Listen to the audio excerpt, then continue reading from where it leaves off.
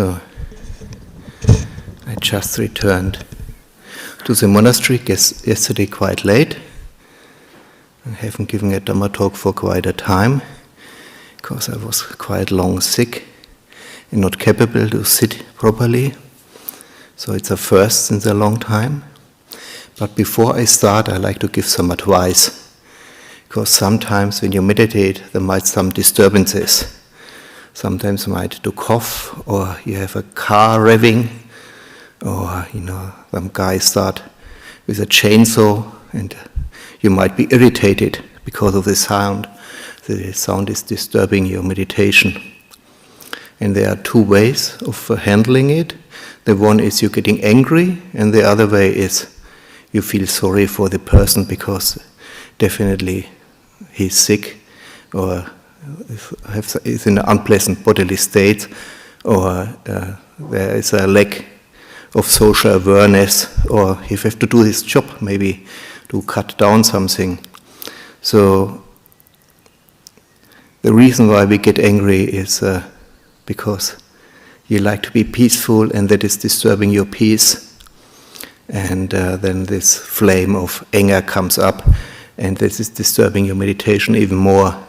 The best way to handle is you go to the opposite.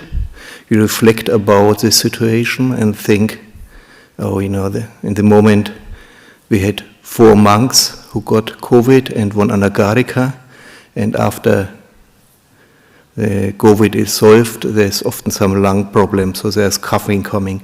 So you can actually say, so he's suffering.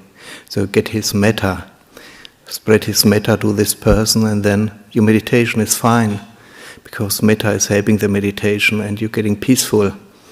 And if it's a guy who is revving his car or his motorbike, then you can reflect about, that guy, they don't understand social awareness, how it affect other people, so it's not so developed socially, and you can, I'm sorry, he don't understand, you're living together with people, and you can wish him happiness and goodwill, and then you can conquer this ill will who's coming up because someone disturbing your meditation.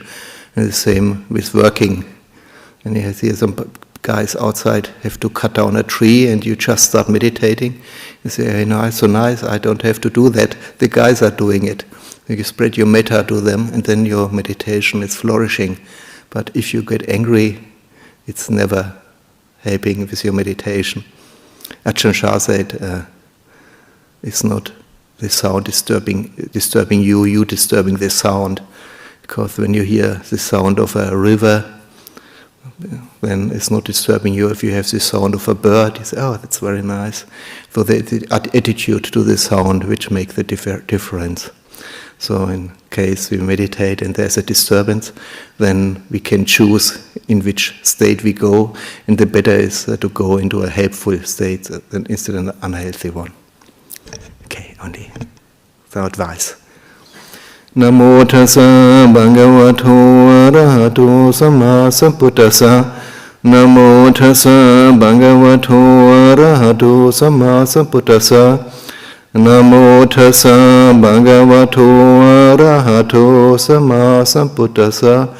Buddhang dhammang sanghang namasami. So in Thailand they say, often you hear in Dhamma Talks they saying, we are all brothers and sisters in old age, sickness and death. And those is theme, I like to speak today a little bit around this. So in the moment I arrived here in the monastery 2018 on the 4th or 6th of June, I'm not sure anymore, I think it was the 4th, so I'm nearly 4 years here. And the reason for coming here were 3 reasons. The first reason is in Thailand there's a visa problem. So if you are ordained as a Buddhist monk, when you are Asian you get 5 years. You can have a 5-year, you can renew your annual 1-year visa 5 times, and then they don't do it anymore, so you have to leave. And when you're Westerners, then you have 10 years, because they say you're there for training, like university or school, and then after 10 years also Westerners should get what it is about Buddhism, so she can get home and spread Buddhism home. So the visa is out. But, Thailand is a Buddhist country, so there are all times different ways. So they say, okay, people, their visa is running out, so they can apply for a new visa, and then you have 10 years more. So 2006 and 2007 I was here, and then in the end of 2007 I returned to Thailand, and so I got a new visa. And 2017 I lived in a Thai monastery, so I visit Wat Pananachat for Katina, because I feel Wat Pananachat is so my home, and I like to go back from time to time, and at this time Katina is very important, so I like to be there. And also we have a big master coming, Ajahn Sangwon, he's a Borikan master, so he's teaching all the monks to do hand sewing, making a rope not with a machine but with needle and thread only, or crocheting, or doing other kind of Borikans. He's teaching, and he's a really nice, well-practiced monk, so I'm often there to learn a little bit more. And so at this time I asked the secretary in Wat Pananachat, Don, I think my visa is running out, when do I have to leave? And say, no, it's not, it's 2018, it's still fine.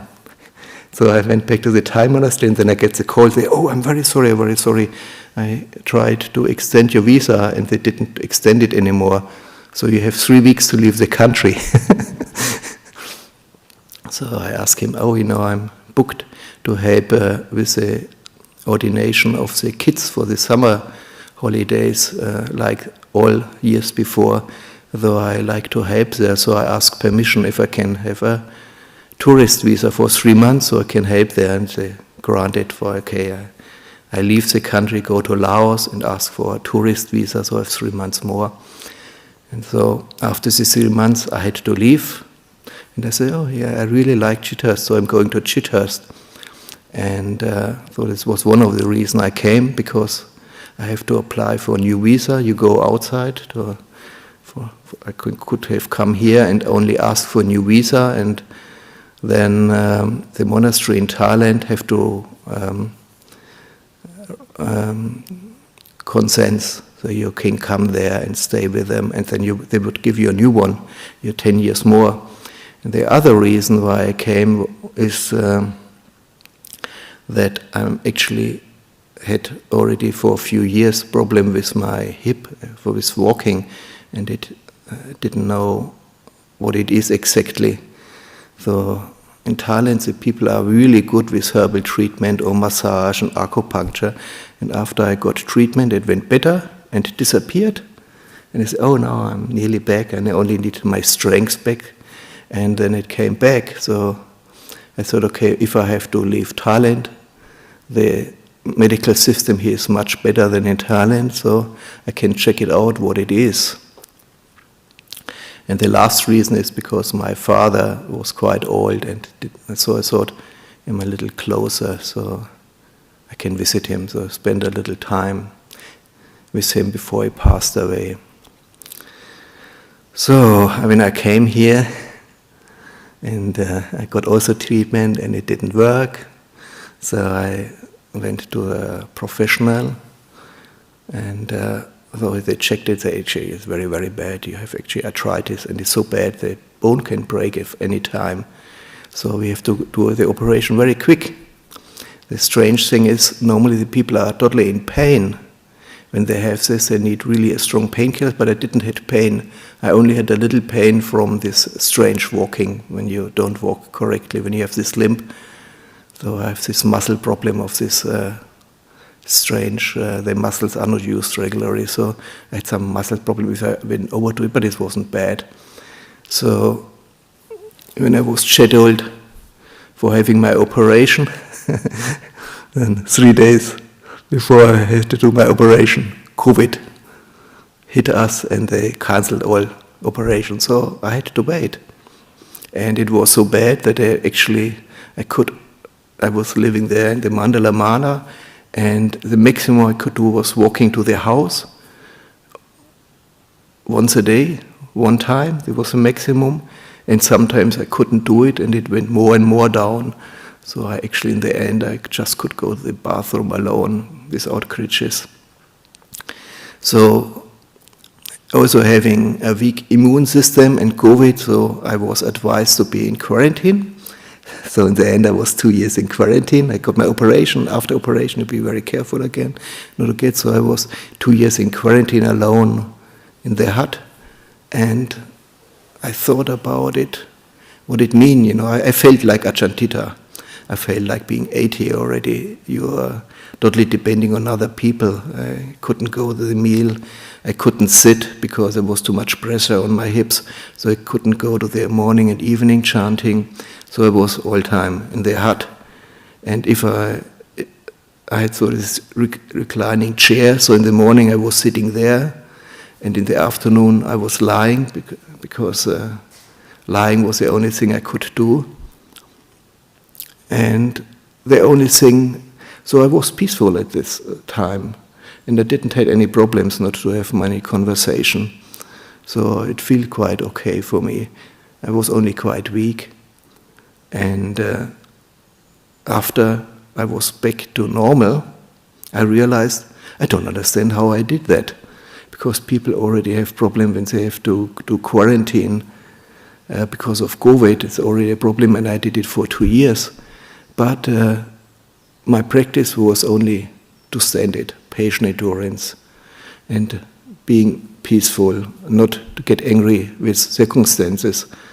Because in the end, it's only the body, it's not me.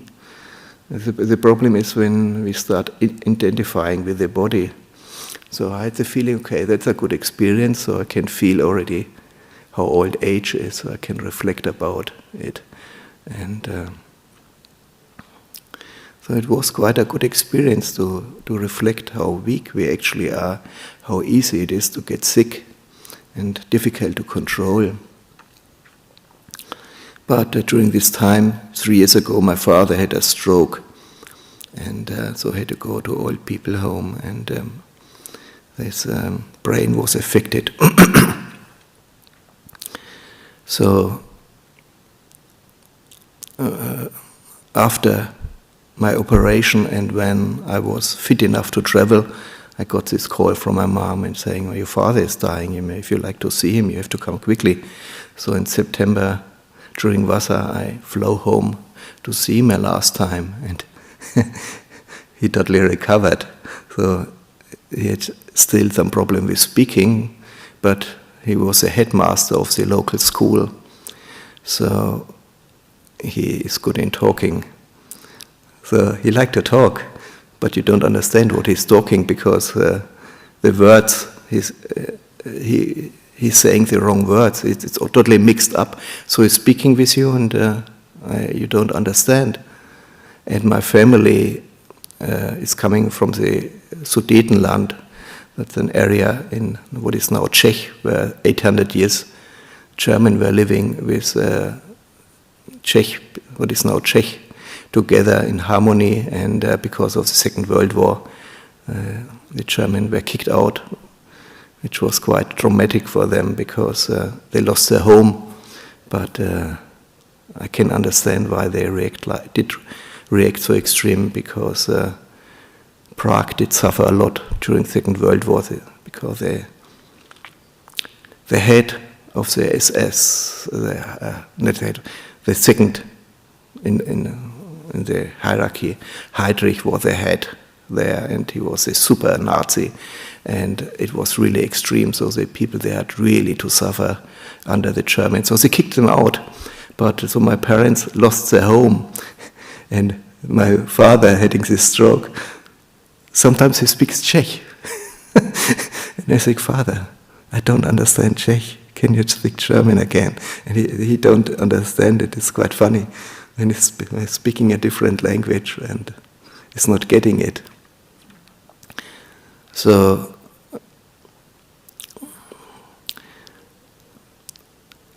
I realized I have to go more often home to see him. So I decided after the winter retreat, I visit him again. And because my father, he was 95, and so really strong sport teacher, and very strong mind, very bright. And so I thought, he's a fighter 2 times already. The doctor is saying he's dying, and he totally recovered. So he was only lying there, couldn't speak anymore, and he recovered. So I went to see him, and when I arrived in Germany, he looked quite fine. It's not so bad like my parents were saying me. But it was a difficult time for him because before I arrived, they had an outbreak from a virus or gut virus, and everyone got sick, having diarrhea for 1 week. So he was quite weak. And after that went over, they got COVID. So everyone got COVID in it. So my father again was isolated. And that is actually not good for him, because for us our brain need action. He's not a spiritual man, so he don't know how to meditate.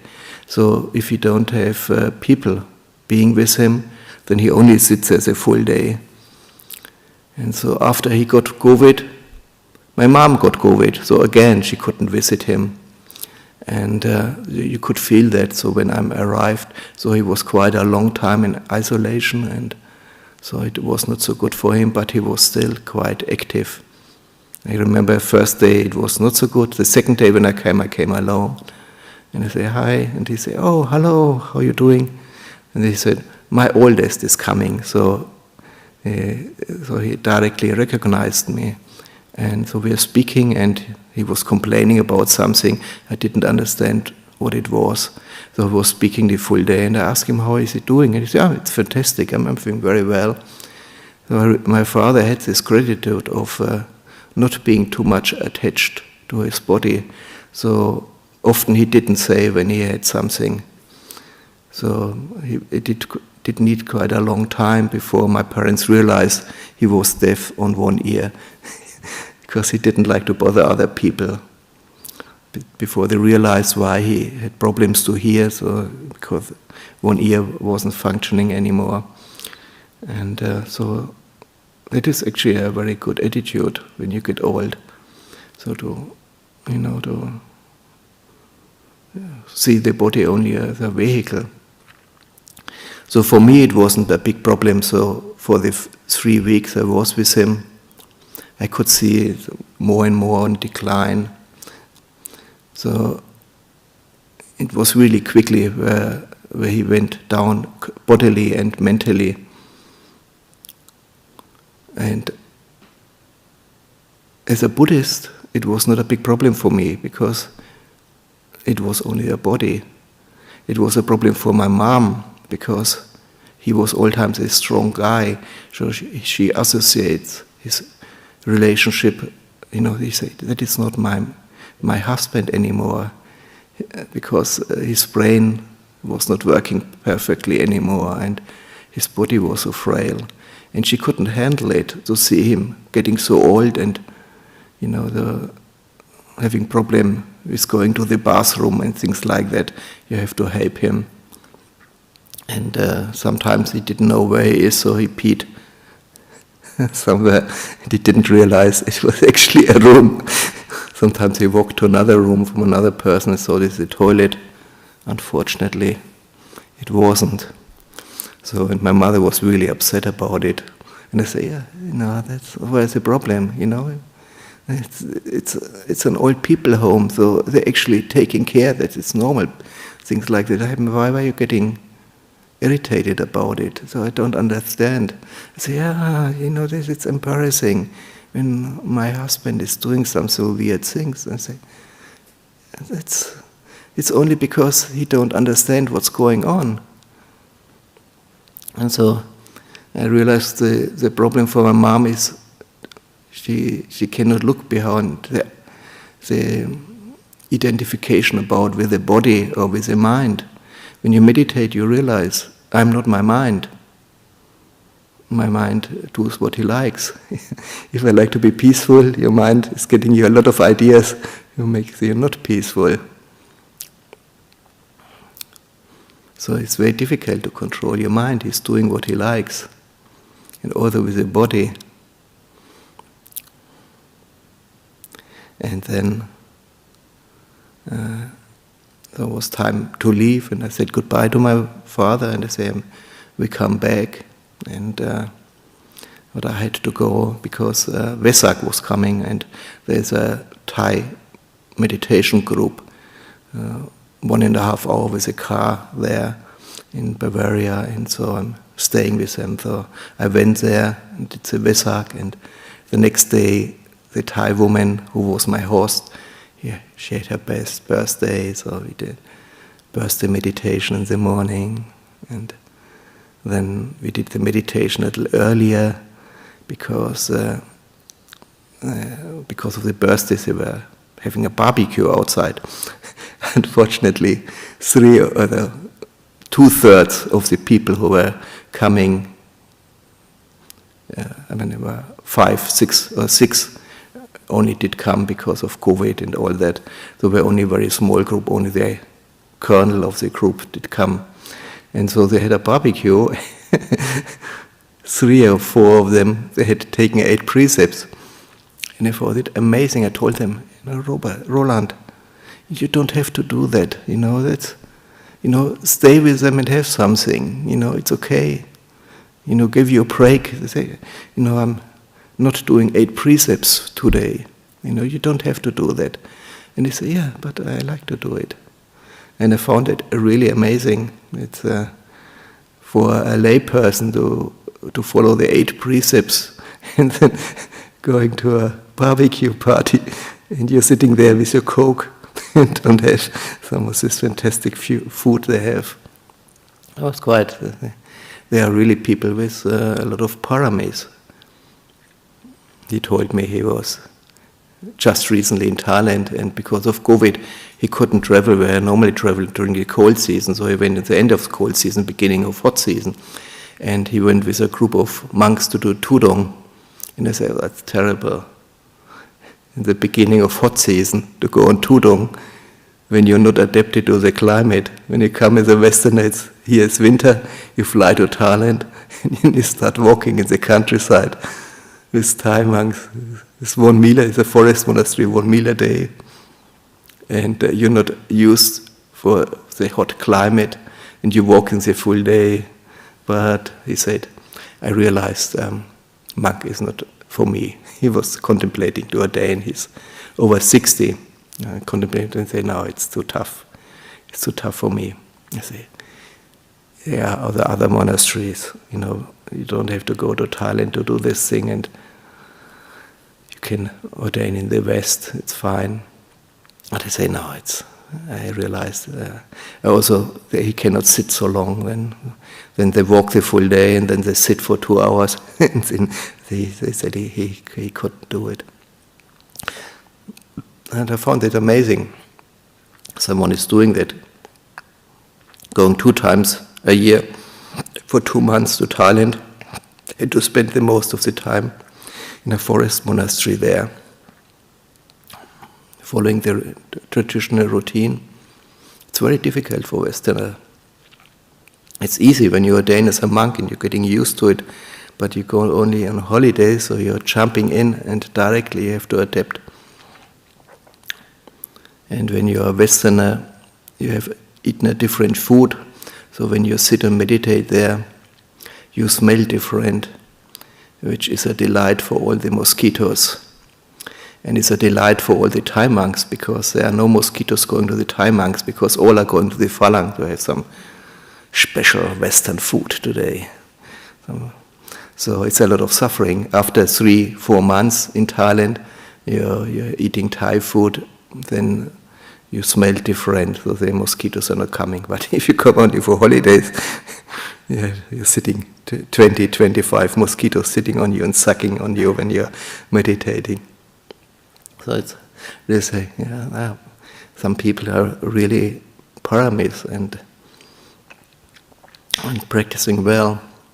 So then I got the phone call from my parents and say, my father, he fell when he was in hospital, and they brought him to, in the old people, he fell, and so they brought him to hospital to check out, and he really declined, and I think he's dying, so I went back, and I phoned the monastery here, that we have to reschedule my flight. I cannot come back at the time because I have to be with my father now. And so I traveled back straight away. So we had morning puja, and did the funeral chanting for my father, because he's dying. And after that, after breakfast, one of the lay people there, they drove me home.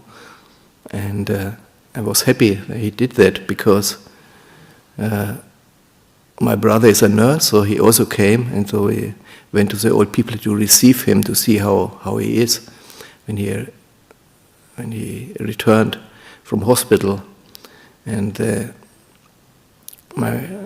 doctor said he's dying now, so my mother said it's better he's dying in the old people home, because he's used for 3 years in the environment, and they know us, so they actually let us in the hospital. They only let one person once a day to him.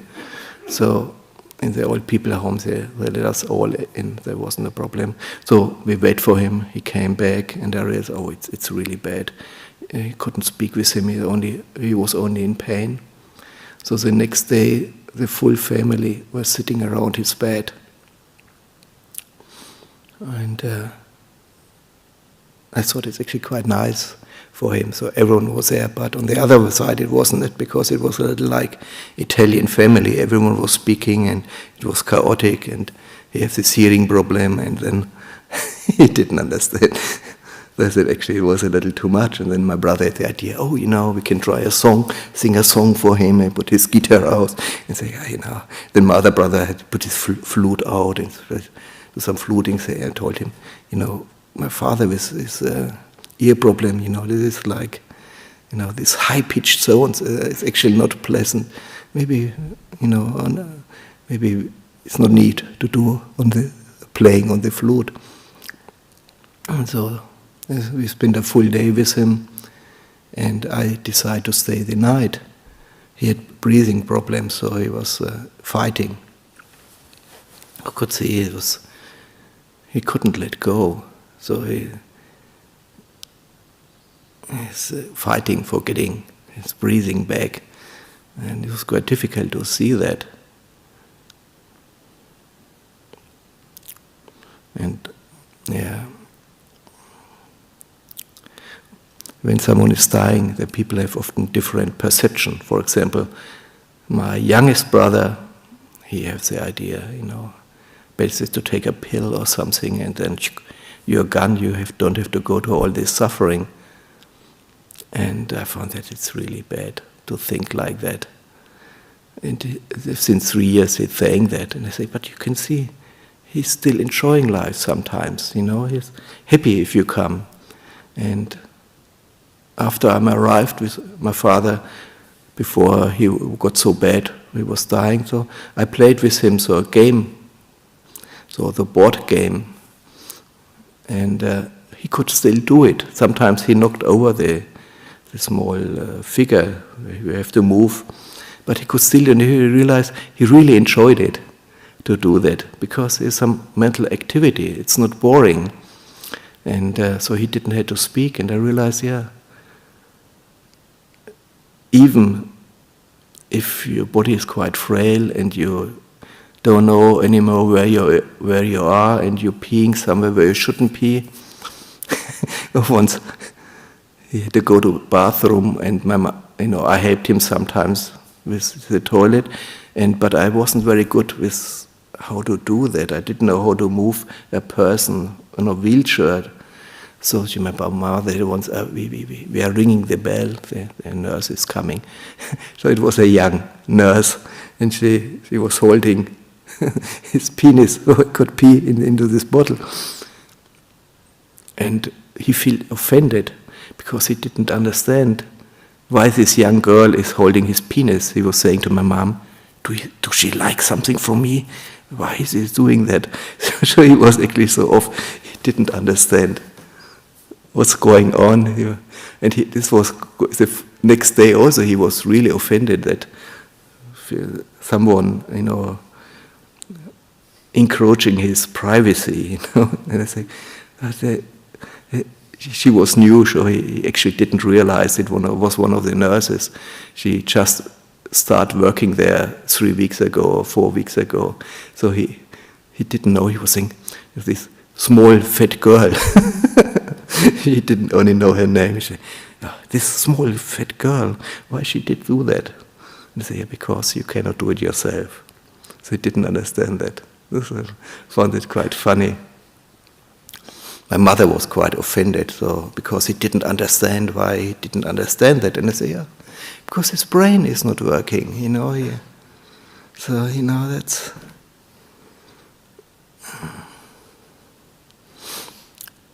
So, and so in last day, I was sitting on his side and holding his hand, and I could sense when it was okay for him, and then he had so small movement to do the hand, and I said, okay, now he liked to be for his own, and then I could see a small movement to my hand, and so I said, now I holding it again. So I was spending there till 10:30 in the night. I got special permission, of course. So to stay there, normally you're not allowed. So I stayed there, and then he fell asleep, and I say, he's not dying now, so I have a little rest, because it will be a long day tomorrow. He's not dying. He looked quite peaceful when he was sleeping, so I returned, having breakfast, and then my brother and me, let's go down after breakfast to shave him, because they say, as a nurse, he say, after he died, it's difficult to do the shaving, so let's shaving in the morning, because it will be probably his last day. So we just dressed, and then the phone call came. He just died. So we went down, and when I went in his room together with my brother, he asked me, is he still here? And I could say, yeah. I could feel the body was dead already, but the chitta, it was the mind, or the soul, he was still in the room. You could feel his presence still. And so we washed him, and my brother shaved him. It was really amazing. He knows how to do all this handling to turn him around very easily. So he know all these small tricks. And then my family came, and we dressed him, put on his dark blue suit, and I could feel this feeling of, I had this feeling my father enjoys to look like that, because now he's not looking like a patient, he's looking like the headmaster.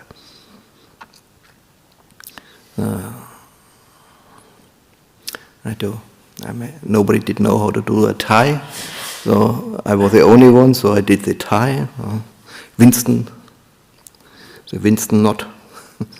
And then he was there, and after some time I realized I couldn't feel him anymore. So he went away. And we got permission to stay the rest of the day there with a corpse. And so we spent the rest of the day in his room. And the next day in the morning I went down before the undertaker came to collect the body. And so the undertaker came, so I was half an hour there, and I say goodbye to him again, because now they bring the body away. And the undertaker came, and they say, you have to go out now. And I say, no. My brother, on the way out, I say, no, I'm not going out. I say, no, you have to go out. I say, no, I'm not going out. It's the corpse of my father. I can be here. When you're putting in the coffin, it's no problem for me. And so, I found it weird, this behavior. Though there's this taboo about death, and so the undertakers like to do it by themselves, because people cannot handle normally do that. And he was quite surprised that he was already washed and dressed, because it's also not normal people do that themselves. And then there was the appointment for the church service, and there were a few days till then. So I spent the next 2 days alone in the forest during the day, so 6-7 hours. After breakfast I went up, so I took a banana and some drink with me, and I went to the forest walking.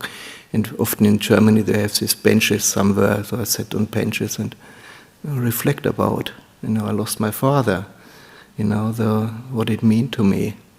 So it was my time to let him go, and it was quite sad. And I realized, all that, what I didn't agree, what he did in his life, and the things, all the goodness he had, all this giving. And so it was my way of saying goodbye, to be alone there in the forest, and it was beautiful. 30 degrees, much too hot for me, because I wasn't used to the hot climate. It was 1 week where we had, it was very hot. And I have this very sick Jivan, so I was a little suffering. And then there was the service of the church, so my brother arranged this all, and so my part was I also like to have some influence in it. And there is in Thailand, when there's a funeral, they play a special music. It's called The Cry of the Earth. That is a classic Thai music, what they do only on funerals, and it is so beautiful. So beautiful and so sad. You actually, when you hear the music, already tears coming out, because you can feel this cry of the earth, that someone passed away. You can feel that. So the family was involved with the service, so everyone did something. My brother said about the life of my father, what he all did. And my uncle did the reading, which was terrible, because in the church, I didn't know that, they have every day, they have a list every day which kind of text you have to read. So it had nothing to do with dying, it was about your body is the temple of the Lord, and your evil desires. And as a Buddhist, I realized there's some truth in what they were saying, but how they saying it was I found so sort of negative, and about of guilt, and you are guilty because I really didn't appreciate how it was expressed, but I found the idea behind. I was agreeing with it, but it had nothing to do with a funeral, and the priest wasn't in any way let influence his routine to do something more appropriate. And my other uncle did the Fürbitten, so it's also a Christian thing and Roman Catholic thing. And so in the end I was saying, I like to play this music, and I would like to say a few words. So I said before the ceremony, I'd like to say a few words about it. And the priest was saying, what kind of words you like to say? We didn't speak about the word, you like to say words. And you say, so maybe I lived so long in Thailand, maybe to explain the difference, cultural difference to Thailand. No, you cannot say any words. And then I realized actually it's a problem, because I'm from the competition. In Bavaria, it's the heart of Christian tradition in Germany, and the people are all running away from the church. Only 40% of all Bavarians are still in the church. And then to have a Buddhist monk to speak something, it was a little too much for them. So they didn't agree with it. I thought, maybe they were thinking I was maybe telling the people, God is death. He's not living. God is not existing, but I know God is existing, it's only not a creator. So why I should say something like that? So I should have being more active and speak with the guy before. But I couldn't because I was in my own process of. So when my mother spoke with him about that, I wasn't actually there because I was in the forest and reflecting about my father. So I just couldn't do that. I couldn't go there to speak with a guy. He was Indian, was already very positive because no German like to do that anymore. Very difficult to find someone. So the most are foreigners. So he was an Indian guy, and it was quite positive because Asian have a very positive way of looking to other religions. It was actually a nice guy, but so he was a little worried what I might say, so he didn't give permission for it. And I personally, when you see our Christian background, I'm not so keen of the church, because then you see about witch burning, crusade, 30 years religious war in Germany, here in Britain, you have Oliver Cromwell. So, so if you're not a Christian anymore, then you say, how can you torture someone because he thinks in a different way, he's praising the same God like you praising, in a different way, and to torture him so he changed his wrong views. It's very embarrassing. But, yeah, so I'm not very keen. So that's why I'm a Buddhist monk. And as a Buddhist, when I was a child, we had religionist lessons in school, and it was, of course, a priest who was doing that. And the first thing he say, everyone have to put his hand up who went on Sunday to service, and he put the name down. If you don't go, you're getting a negative note, affecting how good you being in the class. And so he was saying at this time, it's a positive side that before pagans were believing in many gods, and now it's a development, we believe only in one God. And I did believe that before I sat in contact with Buddhism, but then I got a different view and say, when people believe in many gods, they're actually not conceited. So someone believes in a different God, it's okay, because there are many gods. Only when you have only one God, then that is the only one, and then you're getting conceited because the people don't believe in the real God. So you have actually to convert the other people to believe in your God. And then this conceit started. So actually I think it's the otherwise. It was a negative development to believe only in one God. Now, as a Buddhist, there are gods, but that is not the solution. But I definitely believe they are there. So I didn't have any problems. And I realized also my mom, she was coping with it in being very active.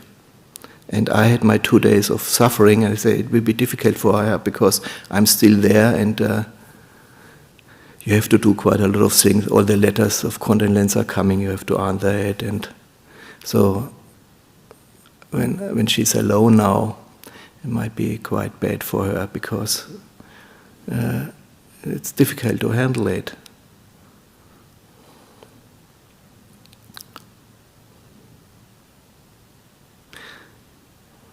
Yeah. So I'm quite happy. As a Buddhist, you have a different view of death. And for me, it's not a big problem, because when someone is dying, he's not only gone, so the body is not there anymore. You're not losing this person. You can still take all along what you have in your heart, all the goodness a person that you have in your heart. So you can still be connected. You don't lose the person. And for my mom, she lost him now. So it will be a difficult thing.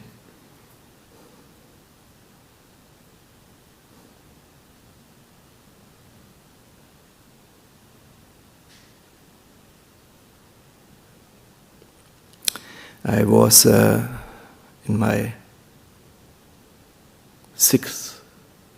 after my fifth Vasa, I went to a big master in Thailand. And I have to change.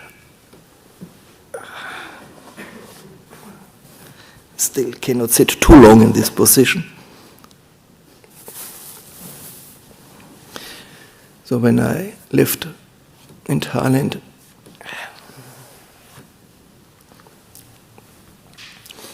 I was living with a big master and his mom was dying. So he took 2 monks along with him as upataks. It was Grubachai and me. So he went back to his home village. It was only 5 miles from Wat Papong. And his father was the first supporter of Luang Por Chah. So when Luang Por Chah settled in Wat Nong Papong, he was one of the first guys who went to him, because he had forest monk returned to this dangerous forest, it's full of ghosts. And so he had the idea to go there to ask for some amulets and some Cyclebauer things to help him. So he went there to ask for that, and he got Luang Por Chah's Dhamma, and after the first night he was totally changed. So he went once a week, he went to the monastery and was sitting with Luang Por Chah and hear the Dhamma talk, and the next morning he called all people together. In Thailand they have so a small assembly hall, so small sala, and so all people did come together, and he repeated the Dhamma talk of Luang Por Chah. So he told them what Luang Por Chah said the day before, so everyone could appreciate it. And so his father, then his mother went along, so they were the main disciples. So he was a full life who chant, for example, the invitation for the Dhamma talk. That's in Thailand, that is a privilege of the best disciples. So who chanting that is special. So the lay people treat them in a different way. So if they like to give money to the monastery, don't know, they give it to that person, and he knows how to help the monks with the money. So his son ordained with Luang Por Chah, and his meditation was quite good. So he had a lot of benefits from it, and the family invited him to settle down close by, to have a monastery close by. And he said, I cannot do that. I'm much too attached to my parents and to this home village. I cannot live so close. And at the same time, in Chonburi, someone offered a monastery to a Western monk who was a good friend with him. So they decided to swap monasteries. So he went to the monastery in Chonburi, which was offered to, I think, a Western monk and a Thai monk together. They were friends to settle down, and the other take the place where I was supposed to go, because he said, I'm too attached to my home village, to all the people, so it's not good for my practice. But when then the parents died, or when I was there, his father has passed away already, his mother was dying, so he went back, and we were staying in the village monastery close by, and it was Dhamma Talks all night. And then later there was a festival there, so we stayed in the rice fields in a shed, only so open, and spent the day in the village. And it was so nice to see, because his old mom was, the houses are not steel, so she was under the house, and there was all time someone there. in the end, all are relatives in a Thai village. So they all drop in, stand a little around with her, speaking a little. So they are all part of the community. And when you are there as a Westerner, you're also part of the community. And you see all the craftsmen that are coming. You can speak about their crafts with them a little bit and being with them. And that was what Luang Por did for his mom. So they had every day an evening chanting under their house, and a Dhamma Talks from famous teachers who invited, because he was famous, so invited other famous monks. So every night there was 2 or 3 monks giving a Dhamma Talk till late night. And this monk going so wide, this senior monk going so good to develop, you didn't see his feelings. And then we did the cleanup. One day we did our normal chores, so to clean where we stayed. So we went back and cleaned after Bindabat and the meal, and then went back to the house. And Luang Por said, she just passed away. She just missed it 15 minutes ago. My mom passed away. And for days there was a storm, so a heat storm in the air. You could see all time so lightning, but it didn't come down. Only in the night you could see the clouds were lighting and thunder. And he told that, and you could hear some thunder. And they say, Luang Por, can you hear that? The devatas, they are no more than receiving your mom. And he was so touched, he hugged me spontaneously. And I realized also he was supposed to be free from all emotion, from all attachment, but he still had this love for his mom. And I never seen a Thai monk being so emotionally to hug a Westerner. So it was for me quite a nice experience to see how it is handled in Thailand, because you don't see much tears on a funeral. You see sometimes, normally in Thailand, in a funeral, they bring the corpse, and in a forest monastery, it's normally, the funeral is done openly, because they don't have a they cannot cremate it in a proper crematorium. So they only put some poles in, put some wood under, put the coffin on top, and they light the stove. They light the wood, and then it's all burning down. And before you do that, everyone gives a flower, incense, and a candle. So small, they put it now small on top of the departed person. So put it into the coffin.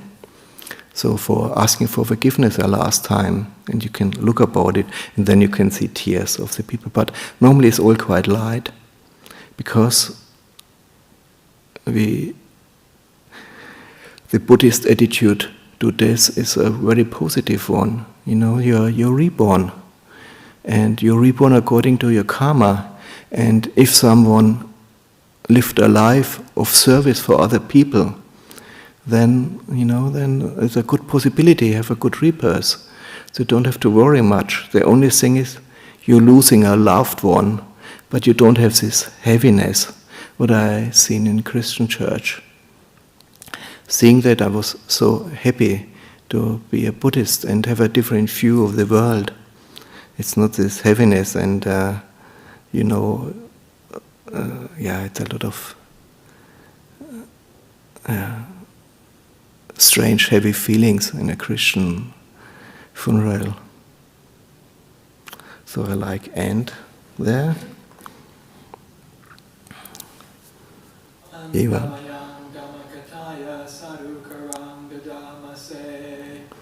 Sadhu, sadhu, sadhu.